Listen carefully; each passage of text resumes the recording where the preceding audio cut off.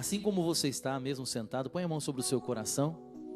Eu convido você a proclamar junto comigo, dizendo assim: não, não há, não, não há mal que me possa vencer. Proclama com fé. Não, não há,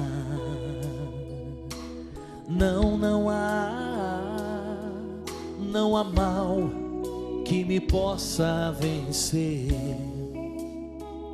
pois tudo posso naquele que me fortalece, tudo posso em Jesus Cristo, pois tudo posso naquele que me fortalece, tudo posso em Jesus Cristo.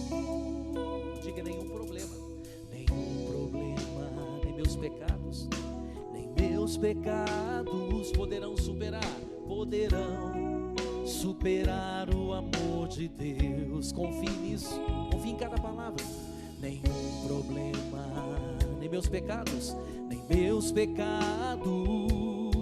poderão superar o amor de Deus. Erga os seus braços, diga: Deus é maior. Deus é maior que tudo que me acontece. Deus é grande, supremo Rei. Jesus é Rei. Deus é maior que tudo que me acontece. Deus é grande, supremo Rei. E em nome desse Rei Supremo que nós estamos reunidos, em nome do Pai, do Filho e do Espírito Santo. Amém. Aplauda com força esse Deus Supremo, nosso Deus maravilhoso.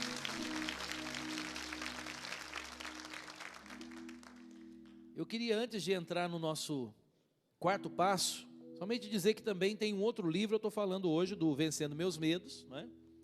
Que você, como eu disse, pode adquirir aqui na Rede Século 21, aqui na Associação do Senhor Jesus, e claro, também na livraria católica da sua cidade. Se não tem, peça, né?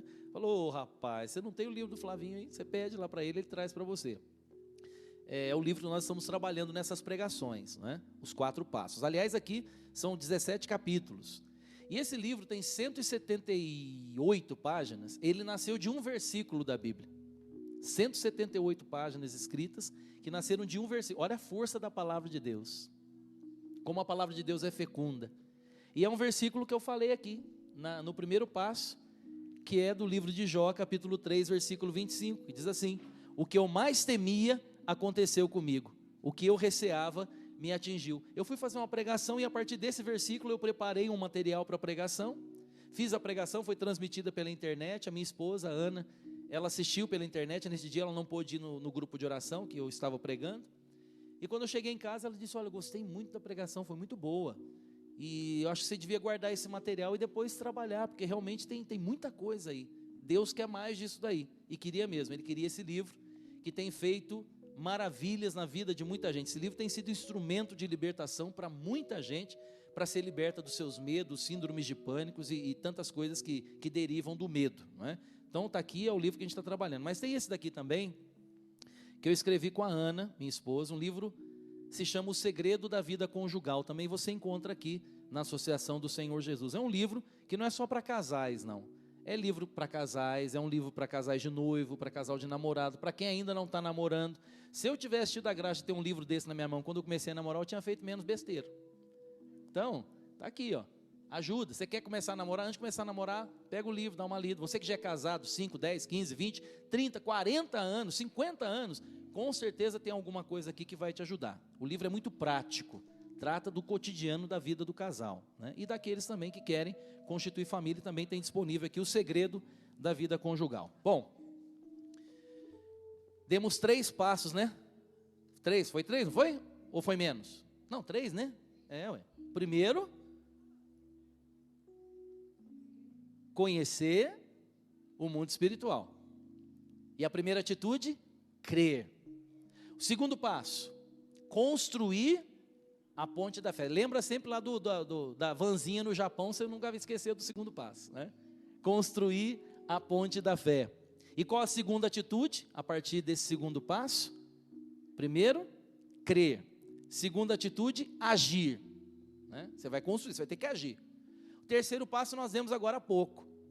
Lutar contra o mal. Não, cristão, filho de Deus, não pode ter medo do mal. Tem que resistir ao mal. Tem nada que ver com medo. É resistir ao mal e ele fugirá de vós, diz a palavra em Tiago 4:7. Terceiro passo, lutar contra o mal. E tem a terceira atitude. A primeira é crer, a segunda agir, a terceira atitude, confiar. Porque como é que você vai lutar o mal se você não confia que aquele que está com você é maior do que aquele que são contra você? Não é verdade? Tem que confiar. A terceira atitude que vem com o terceiro passo, confiar. A primeira, crer. A segunda atitude, agir. E a terceira atitude, confiar. Faz comigo assim, ó. Primeira, crer. A segunda, agir. E a terceira, confiar. A primeira, crer. A segunda, agir. E a terceira, confiar. Ei, vocês estão bem, hein? Estão guardando tudo, hein? Agora o quarto passo para nós alcançarmos o milagre. Quando a gente crê, a gente começa a agir, vai dando os passos na fé que eu disse. E porque a gente vai caminhando na fé, a gente vai confiando mais. Quanto mais a gente vai acreditando e dando passos, mais a gente vai confiando e vai vencendo o mal e vai construindo a ponte da fé e mais próximos nós vamos chegando do milagre que Deus tem reservado para nós. E uma coisa que é natural quando a gente confia é que seja gerado em nós a esperança. Quem confia, espera. A confiança gera em nós a esperança. E já diz o ditado popular que a esperança é a última que morre, né? Aliás, a esperança vai passar. Um dia, São Paulo nos ensina na carta aos Coríntios, lá no capítulo 13 de Coríntios, né, que é o hino ao amor tão famoso. No final, São Paulo vai dizer, existem três coisas, a fé, a esperança e a caridade. A fé vai passar um dia. A esperança também, porque quando nós nos encontrarmos com o Senhor, a gente não vai esperar mais nada. Não vai ter que viver da fé, porque você já vai estar diante daquele que realmente fecundou a fé em você. A fé e a esperança. Agora, o que vai permanecer? O amor. Ele chama de caridade. Em outras traduções, o amor. Então, tudo bem, um dia a esperança vai passar. Mas ela também nos move, não é? A fé é o fundamento da esperança. Lembra que dizia a palavra em Hebreus, capítulo 11, versículo 1? E eu lembro que eu falei para você, guarda isso que eu estou falando, hein? A fé é o fundamento da esperança. Você começou o seu passo, crendo. Você firmou o seu passo, agindo em fé. Então agora você tem o fundamento para a esperança.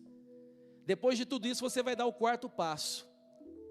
O quarto passo que nós vamos dar, e é muito importante, e ele é um capítulo desse livro, aliás, é o último capítulo do livro Vencendo Meus Medos. O quarto passo é nunca perder a esperança. Esse é o quarto passo. Nunca perder a esperança. Vou repetir. O quarto passo é, está difícil você ver, vou olhar nos seus olhos para falar para você. Nunca perder a esperança. E o quarto passo, ele gera uma quarta atitude, né? A gente já falou a primeira, crer. A segunda, agir. A terceira, confiar. O quarto passo gera em nós uma quarta atitude. Esperar. Esperar. Pô, você já fez tudo, você vai fazer o que agora? Você já fez tudo que cabia a você, você vai fazer o que agora? Vai espernear? Vai arrancar calço pelo pescoço? Vai virar no avesso? Não, agora é esperar. Esperar, porque Deus vai agir, é esperar. Não tem outro remédio, não tem que inventar moda. Você fez a sua parte, agora é com Deus.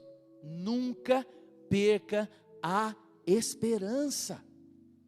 Pode ser que não chegue hoje, não chegue amanhã, pode ser que chegue depois de amanhã, pode ser que chegue daqui a um mês, pode ser que chegue daqui a um ano, daqui a 10 anos, daqui a 20 anos, ou como Santa Mônica, que rezou, foi 30 anos que ela rezou por Santo Agostinho, padre? Santa Mônica rezou 30, 40, 30 anos, 20, 25 anos, é por aí. Acho que é 20, né? Acho que é 20, 25, não é que Santa Mônica rezou por Santo Agostinho? Né? Na média, entre 20 e 30, vamos por 22,5, mais ou menos, né? Mas foi muito tempo. Para que você lembra aí? 30, eu lembro que era alguma coisa por aí mesmo, 30 anos. Você imagina uma mãe rezando 30 anos pela conversão do seu filho? Ela foi dando o passo, ela chegou no quarto passo, que era esperar. Ela fez a parte dela e continuou fazendo. Agora tem que esperar, porque Deus não entra no nosso relógio. Deus não entra no seu relógio para você dizer para Ele como que Ele tem que fazer o ponteiro rodar.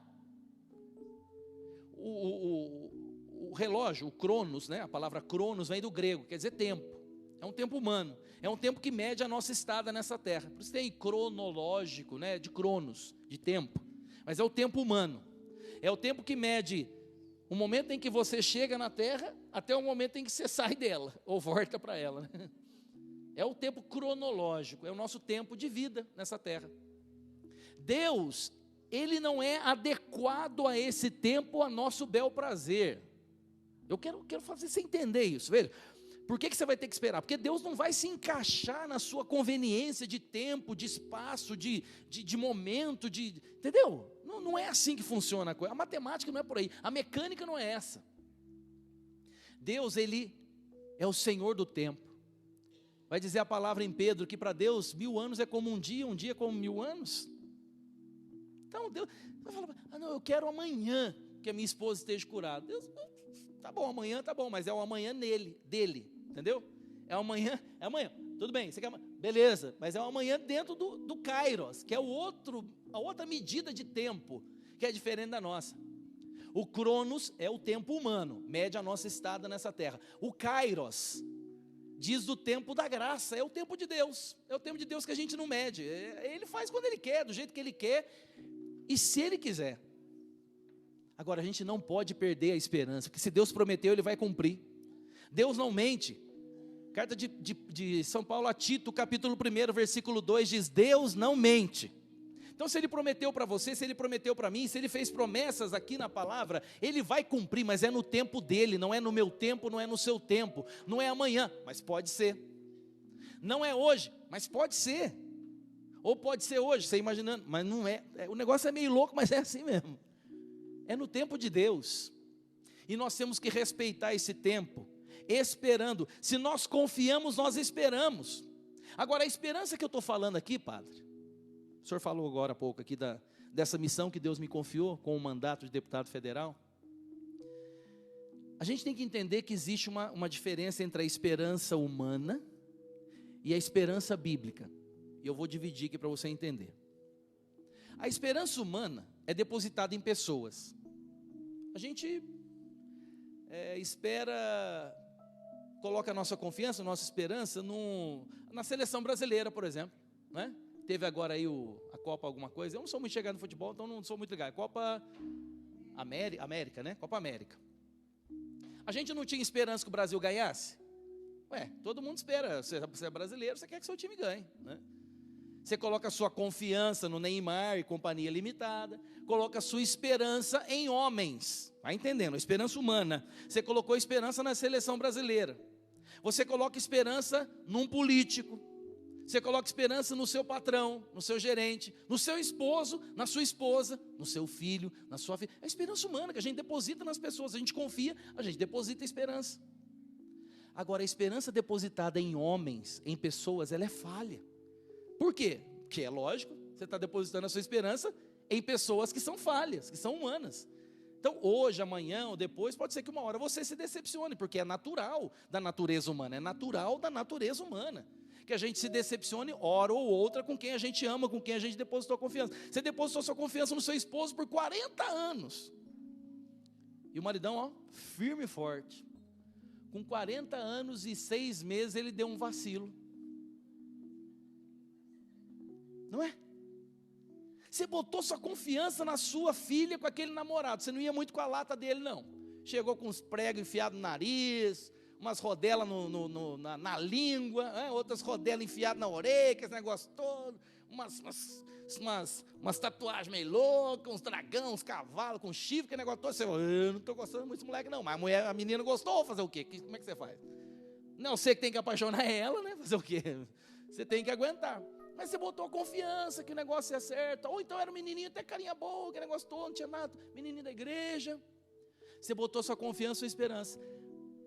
deu um vacilo, a menina apareceu grávida. Nossa, cai, né? A casa de uma mãe, de um pai, num momento como esse, porque você depositou a confiança, a esperança numa pessoa que é falha. É falha, a gente não pode querer que as pessoas sejam perfeitas conosco o tempo inteiro, porque ninguém é, só Deus. Não vai ter jeito, hora ou outra você vai se decepcionar com quem você depositou sua confiança. Faz parte da natureza humana, não estou inventando moda aqui. Não é disso que eu estou falando. A esperança que eu estou falando para você e que dá base para esse capítulo do livro e que é o quarto passo para alcançar o milagre de Deus, é a esperança bíblica. Ah, aí mudou tudo, meu amigo. Aí mudou tudo, minha amiga. É a esperança bíblica. A esperança que a palavra gera em nós. É a esperança que vem das promessas de Deus. Não é esperança baseada em promessas humanas, porque eu repito, essas promessas passam, essas promessas são passíveis de falha, porque são homens, são mulheres falhos, humanos, frágeis. Agora eu estou falando da esperança bíblica, essa que eu dizia, fundamentada nessa palavra de Tito, capítulo 1, versículo 2, Deus não mente. Se Deus prometeu que ia nos curar, e na Bíblia tem várias promessas, são mais de 30 promessas na Bíblia, de cura, de libertação, de restauração, de prosperidade econômica, inclusive muita gente não sabe, promessa econômica na Bíblia, promessa de Deus, dos filhos e filhas de Deus viverem com a dignidade que merecem. Veja, o que nós vivemos na nossa sociedade é fruto de injustiças humanas, não é vontade de Deus ver ninguém morando debaixo de ponte. Não é vontade de Deus ver um monte de gente morrendo de fome, mundo afora. Não é vontade de Deus ver aposentados jogados à míngua no nosso país. Não é vontade de Deus que estejamos com essa recessão terrível, um monte de gente perdendo emprego. Você acha que isso é vontade de um Deus, aquele que eu falava para você agora há pouco, um Deus que é Pai? Você acha que é vontade desse Deus que nos ama? Isso que eu estou falando? Não, isso é consequência da desastrosa ação humana. Agora eu estou falando de promessa bíblica, eu estou falando de esperança que é gerada a partir da palavra de Deus, a garantia que você tem de um Deus que não mente, e por isso Ele vai conceder aquilo que você precisa. Pode ser que Ele não conceda aquilo que você quer, porque muitas vezes o que a gente quer não é o melhor para nós, e Deus sabe, porque Ele sonda o coração. Salmo 138, eu repito o que eu já disse, Deus esquadrinha o nosso coração, Ele sonda o nosso coração, Ele nos conhece por inteiro. Aliás, nós somos formados por suas santas mãos. Eu estou falando dessa esperança bíblica. Agora, como você vai ter esperança bíblica se você não conhece o que Deus quer para você? Se você não busca na palavra de Deus o que Deus tem para você? Você não sabe nem o que pedir para Deus. Sabe por que às vezes a gente não é atendido? Porque a gente pede errado. A gente pede o que Deus não quer dar. Aí não é atendido. A melhor forma de você ser atendido na sua oração e esperar é você pedir aquilo que Deus quer dar. Eu não falava do Vinicinho, meu filho? Ele pede o que ele sabe que a gente vai dar. Ué. Adianta o Vinícius pedir para mim uma Ferrari? Adianta seu filho pedir para você uma moto, uma BMW? Adianta seu filho pedir para você um apartamento na beira da praia de 800 mil reais? Adianta ele pedir para você isso? Você não queria dar para ele isso? Se fosse bom para ele, se não fosse perder? Claro, se você tivesse condições, você dá. Mas você pode dar? Não, então não adianta pedir o que o Deus não pode dar para você. Às vezes você está pedindo aquilo que Deus não pode dar, porque Ele é Pai. Se Ele der, Ele vai te estragar. Se Ele der, Ele vai fazer você morrer. Ele não vai dar. Agora, quando nós estamos alicerçando a nossa oração nas promessas de Deus, alicerçando a nossa oração nessa esperança bíblica, aí sim Deus pode nos ajudar. Aí Ele vai nos atender, porque a nossa vontade ela vai estar linkada com a vontade de Deus. Eu dizia ontem para os músicos lá na Expo Católica, você só vai ser plenamente feliz quando você estiver no centro da vontade de Deus. No centro. Porque quando nós estamos no centro da vontade de Deus, é quando nós somos perfeitamente felizes, completamente felizes, no centro da vontade de Deus. Uma palavra que me persegue quando eu falo de esperança, ela está em Romanos capítulo 15, versículo 4. Essa palavra é muito forte para nós. Diz assim: pois tudo o que outrora foi escrito para a nossa instrução, para que pela constância e consolação que nos dão as Escrituras, veja, quem é que nos dá consolação e constância? As Escrituras. pela constância e consolação que nos dão as Escrituras, escute, sejamos firmes na esperança. Sejamos firmes na esperança, ou seja, nunca perder a esperança. Temos que ser firmes na esperança. Se você quer alcançar um milagre hoje, que nós vamos pedir a Deus no momento com o Santíssimo, na Santa Missa, se você precisa desse milagre, eu sei que você precisa, por isso você está aqui, por isso você ficou até agora, por isso você ficou ligado na TV até agora, na Rede Século XXI, é porque você precisa de um milagre, você precisa de uma intervenção de Deus na sua vida, você precisa que o sobrenatural aconteça na sua vida, você precisa que essa ponte hoje seja terminada, para que o sobrenatural aconteça na sua vida, para que o milagre aconteça, para que a cura aconteça, para que a libertação aconteça, para que a restauração da sua casa aconteça. Agora, isso não vai acontecer se você não colocar em prática essa esperança, essa firme esperança que nos pede aqui São Paulo, na carta aos Romanos, em capítulo 15, versículo 4, sejamos firmes na esperança, firmes na esperança, esperar em Deus, esse é o segredo, esperar em Deus. Você já entendeu que Deus tem um plano para você, você aderiu a esse plano. Você começou a agir em fé, construindo a sua ponte, você está lutando contra o mal que está dizendo na sua cabeça, é besteira o que você está ouvindo aí. Quantas vezes nós estamos ouvindo a palavra de Deus e o demônio vai assoprando no ouvido, é besteira, isso aí não acredita nisso não. Claro, para ele é super conveniente que você não acredite na palavra de Deus, porque você não acreditando na palavra de Deus, você não vai conseguir formular a sua oração conforme a vontade de Deus. Aqui eu vou dar o pulo do gato para você. Quer o pulo do gato para você alcançar o milagre? Peça aquilo que Deus quer te dar. Mas para isso você precisa saber o que Deus quer para você. E está aqui, ó, na palavra. Não tem, Ele não escondeu nada. Deus não escondeu nada de nós, os seus filhos. Está aqui na palavra o que Ele quer para nós. Ele quer bênção, Ele quer vida. João capítulo 10, versículo 10, Jesus diz: eu vim para que tenham vida, e vida em abundância. Veja, não é uma vidinha qualquer que Deus quer para você e para mim, é uma vida em abundância, vida plena, vai dizer outra tradução. Tem que pedir para Deus aquilo que Ele quer dar, não vá pedir para Deus o que Ele não tem para você, porque daí você vai sair chupando o dedo. A palavra nos diz, sejamos firmes na esperança. Em Romanos 5,5 tem outra palavra que nos fortalece. A palavra em Romanos 5,5 vai dizer, a esperança não decepciona. A esperança não decepciona. Quando nós depositamos a nossa esperança nesse Deus que não falha, nesse Deus que não mente, essa esperança depositada nele, ela não nos decepciona, mas tem que ser depositada nele, em Deus, partindo da sua palavra. Esse capítulo eu inicio o capítulo encerrando essa fala, com o testemunho do meu filho, o Rafael. Eu tenho 5 filhos. E o meu quarto filho morava em Aracaju, ele nasceu com uma cardiopatia muito séria, um problema muito sério no coração, aliás, vários probleminhas. E nasceu, eu estava em missão com o padre Jonas Abib, num congresso da renovação em Fortaleza. Meu filho nasceu em Aracaju, os irmãos da comunidade deram todo o suporte para minha esposa. Eu cheguei logo depois do almoço, e cheguei, fui direto para o hospital. O Rafael estava todo rosadinho, gordinho, aparentemente saudável. Quando chegou na madrugada daquele dia, no outro dia de manhã, a médica já me ligou de manhã, pedindo para eu ir no hospital, porque tinha detectado um problema no Rafael, e foi essa cardiopatia, um problema muito sério. Um buraco no coração, o soprinho que muita criança tem, uma deformação na aorta, enfim, um monte de coisa junta. E começamos ali, eu e minha esposa, uma caminhada de fé, apoiando a nossa certeza, a nossa fé na esperança, apoiando a nossa esperança, aliás, na fé que Deus nos dava. Não foi fácil.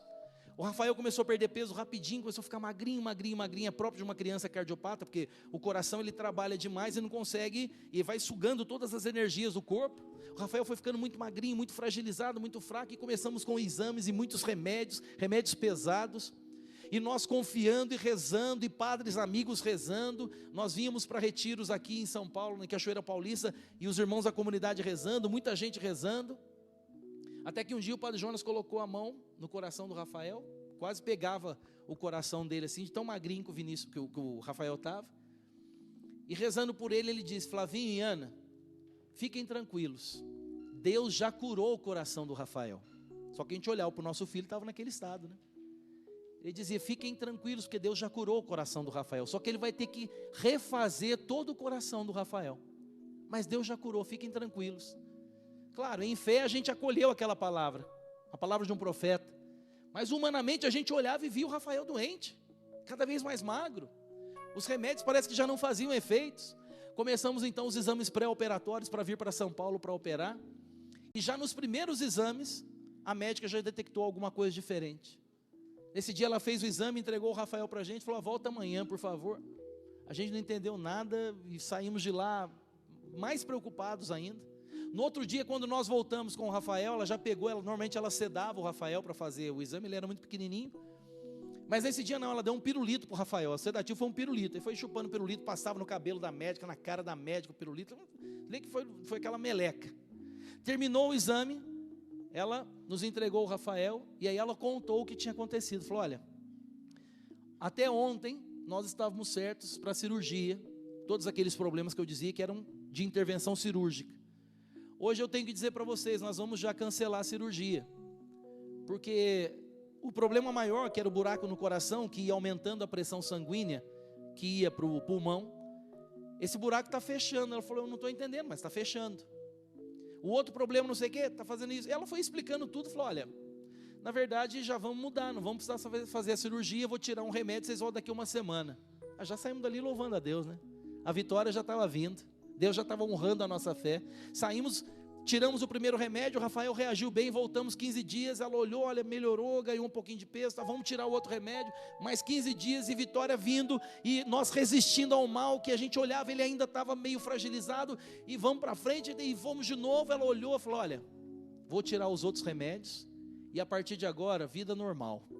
Eu não posso fazer mais nada pelo seu filho, porque o que tinha que ser feito aí, vocês são da igreja, vocês podem dizer na igreja de vocês, foi um milagre, porque eu não sei o que aconteceu. Seu filho está bem, siga a vida normal. Hoje ele tem 14 anos, e ontem, sexta-feira, ele foi em missão com mais outros jovens salesianos, para poder cuidar de crianças carentes. Vai passar 10 dias em missão com outros jovens salesianos. Uma bênção de Deus. Nós esperamos em Deus, nós não perdemos a esperança, e Deus honrou a nossa fé. Veja, Deus quer honrar a sua fé hoje, Ele quer conceder a você um milagre, seja ele qual for. Não ponha tamanho no seu milagre, isso quem diz é Deus. Para Ele uma gripe e um câncer é a mesma coisa. Não ponha tamanho no seu milagre, só diga o que você precisa, e com confiança entregue nas mãos desse Deus, que vai realizar o milagre na sua vida. A esperança nunca decepciona.